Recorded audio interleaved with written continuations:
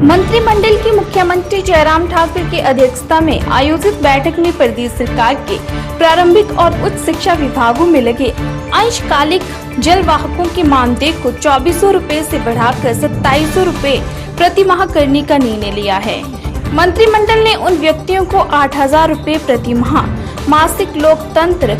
प्रहरी सम्मान राशि प्रदान करने का निर्णय लिया। मीसा अनुसरण आंतरिक सुरक्षा अधिनियम और DIR रक्षा भारत नियमों के तहत 25 जून 1975 से 21 मार्च 1977 के बीच आपातकाल के दौरान 15 दिन या उससे अधिक कैद करने वालों को 12,000 रूपए प्रति माह लोकतंत्र और लोगों के मौलिक अधिकारों के लिए खड़े होने के लिए उनके सम्मान के प्रतीक के रूप में दिए जाएंगे।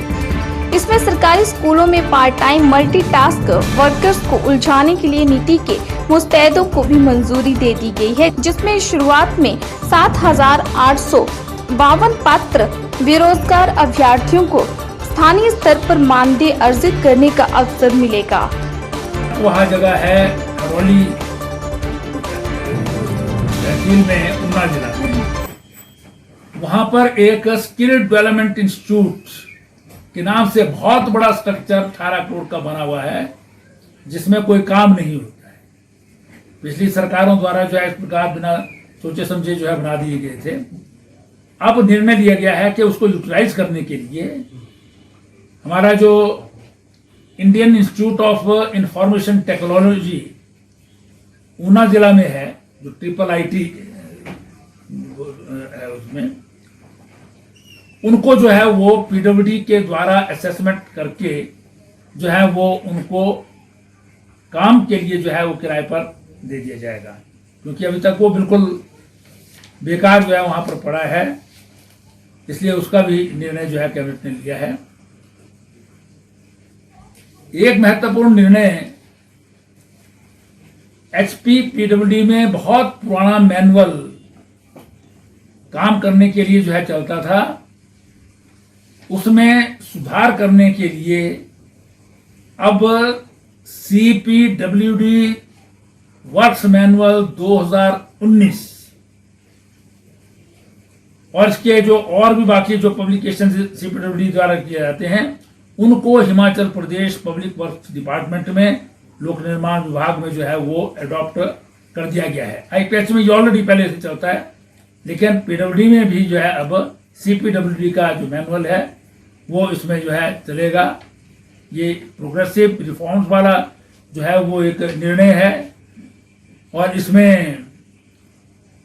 बहुत सारी जो है वो नई जो टेक्नोलॉजी के हिसाब से काम होना चाहिए,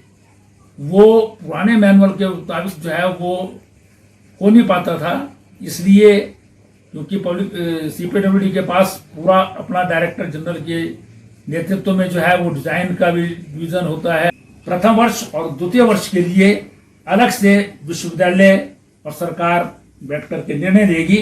कि किस आधार पर जो है वो उनको आगे बढ़ाना है।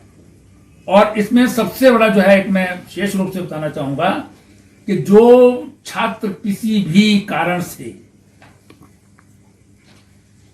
नहीं पहुंच पाता है वो परीक्षा किसी भी परीक्षा केंद्र में यहां पर दे सकेगा, इसकी व्यवस्था होगी। और अगर कोई नहीं आ पाएगा किसी जेन्युइन कारण के कारण, तो उसके लिए एक और चांस जो है वो परीक्षा देने का वो भी दिया जाएगा इसी एकेडमिक ईयर के अंदर। इसके साथ 12 तारीख को जो है वो हमारी वैकेशंस खत्म हो जाएंगी। 13 तारीख के बाद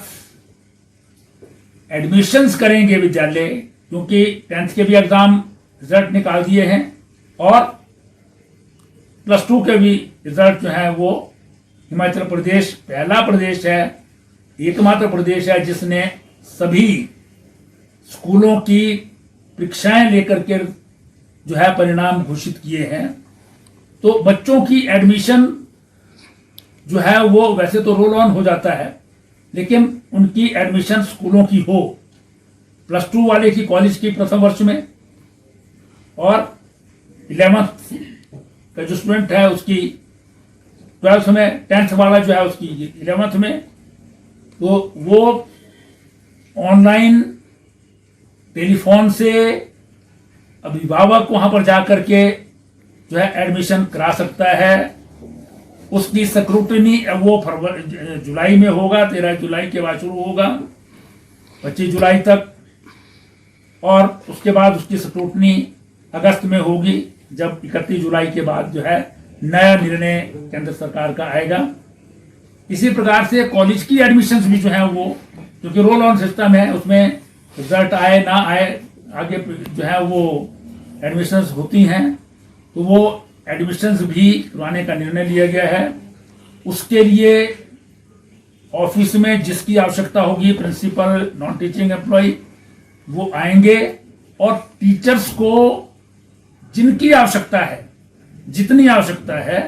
उज्ज्वल हिमाचल के लिए शिमला से ब्यूरो रिपोर्ट।